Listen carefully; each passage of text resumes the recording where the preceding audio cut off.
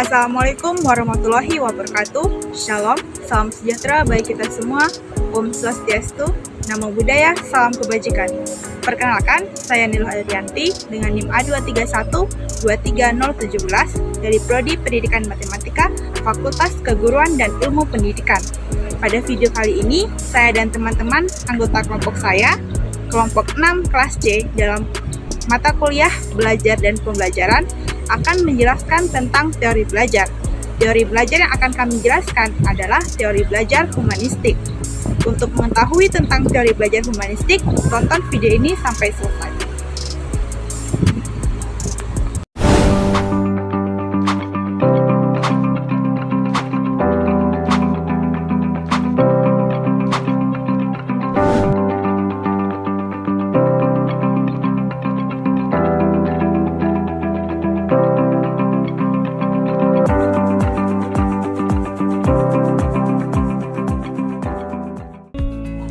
Baik, perkenalkan nama saya Farida dengan NIM A231-23014. Di sini saya akan menjelaskan tentang pengertian dari teori humanistik.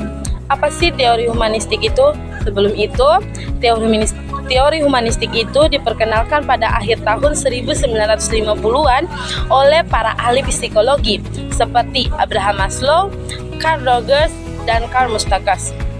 Nah, teori belajar humanistik berpandangan bahwa belajar adalah proses mengoptimalkan potensi individu dan membentuk kepribadian individu. Tujuan pendidikan menurut humanistik adalah aktualisasi atau proses menjadi diri sendiri atau diri individu yang dimana berfungsi bagi kehidupan dirinya dan lingkungannya. Nah, sebagai aktualisasi, maka hasil belajar pada diri individu dapat diperoleh dari interaksi siswa dan guru, siswa dan sumber belajarnya, dan pemikiran siswa terhadap kehidupan manusia. Halo, perkenalkan nama saya Aulia Nur Anggraini dengan NIM A231-23024. Nah, di sini saya akan membawakan materi tokoh-tokoh teori belajar menurut teori humanistik. Nah, yang pertama ada Arthur W. Combs. Arthur W. Combs mengatakan bahwasanya belajar terjadi apabila mempunyai arti bagi si individu tersebut. Nah, dalam hal ini penting bagi murid untuk memberikan makna belajar dengan cara pelajaran yang telah dia serap tadi ia hubungkan dengan kehidupan sehari-harinya. Dengan itu, pelajaran yang tadi ia dapatkan akan sukar untuk ia lupakan, sebab hal-hal yang kita pelajari kemudian kita hubungkan dengan diri sendiri akan sangat mudah untuk dilupakan. Nah, yang kedua ada teori dari Abraham Maslow.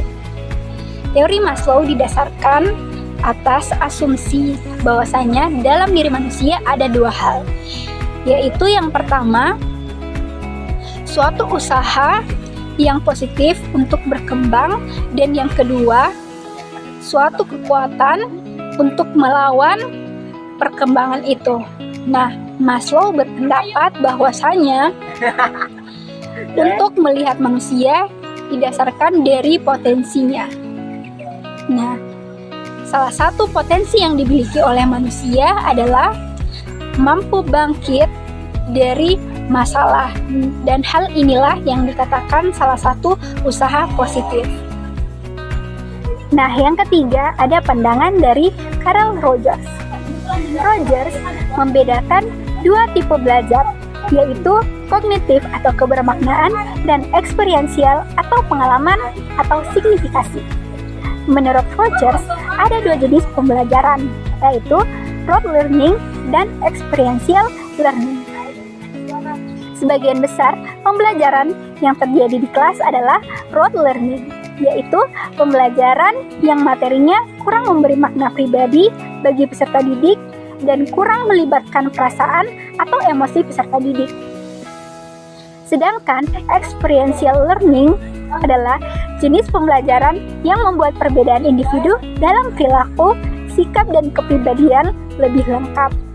Tidak hanya menyangkut otak atau ranah kognitif, tetapi juga menyangkut ranah afektif karena telah melibatkan perasaan dan emosi jiwa. Sekian daripada saya, terima kasih.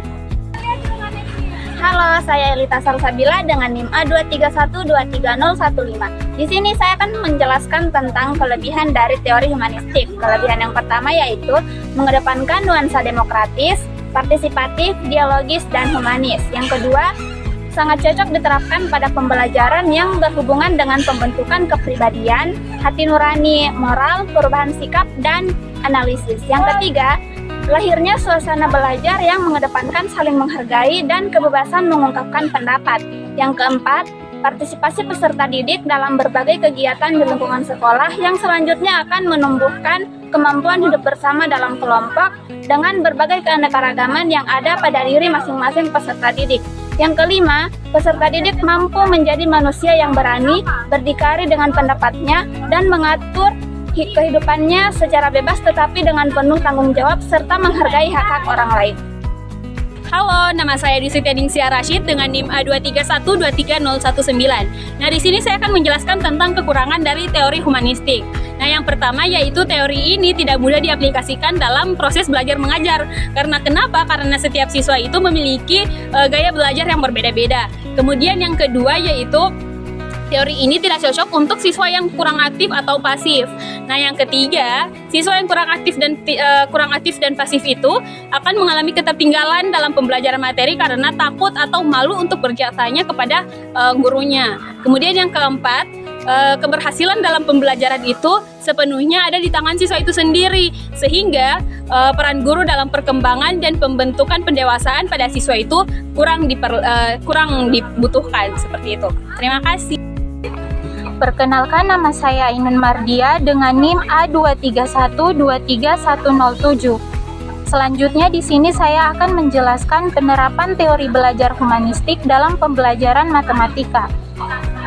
Penerapan teori belajar humanistik dalam pembelajaran matematika mengarah pada pembelajaran yang memberi siswa kesempatan untuk belajar dengan cara yang positif dan menyenangkan, memberi mereka kebebasan untuk berkreasi dan tantangan untuk meningkatkan kreativitas.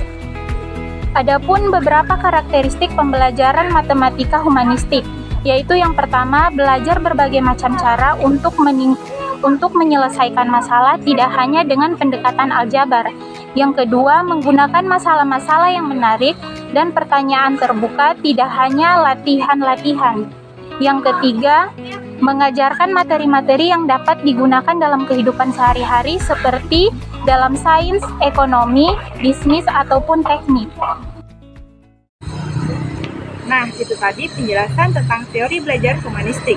Jadi, teori belajar humanistik ini sering juga dikenal sebagai teori belajar yang memanusiakan manusia.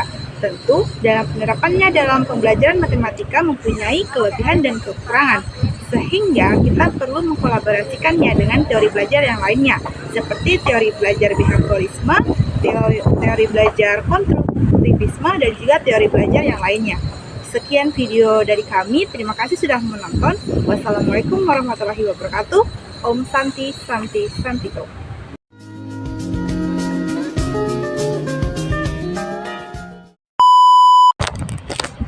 Harus formal kah videonya? Tidak, Bapak bilang kan buat sekreatifnya kita, loh. Cepat. Kreatifnya kita. Ini ada. Kayak ini loh, kayak setia lagi. Kayak setia lagi. Iya. Kayak setia lagi vlog, habis itu kita lagi duduk Tidak, Pak. Oh, ini masuk kurang ajar kau. Ayo sini Ainun. Kamu bicara dengan siapa? Saya dengar, ayo saya dengar. Iya, foto dulu kita. Cepat Assalamualaikum. Itu sudah. Sudah video ini. Maksud Assalamualaikum warahmatullahi wabarakatuh. bagaya di belakang. Assalamualaikum warahmatullahi wabarakatuh. Kami ada di Palu, guys. Kami ada di Unpad. Lihat ini, di Taman Unpad. Tadulako University Tadulako. Di Unpad, guys. Di tamannya sangat luas, guys. Ada orang nongkrong. Buat bagus untuk nyore. Oke, sekian.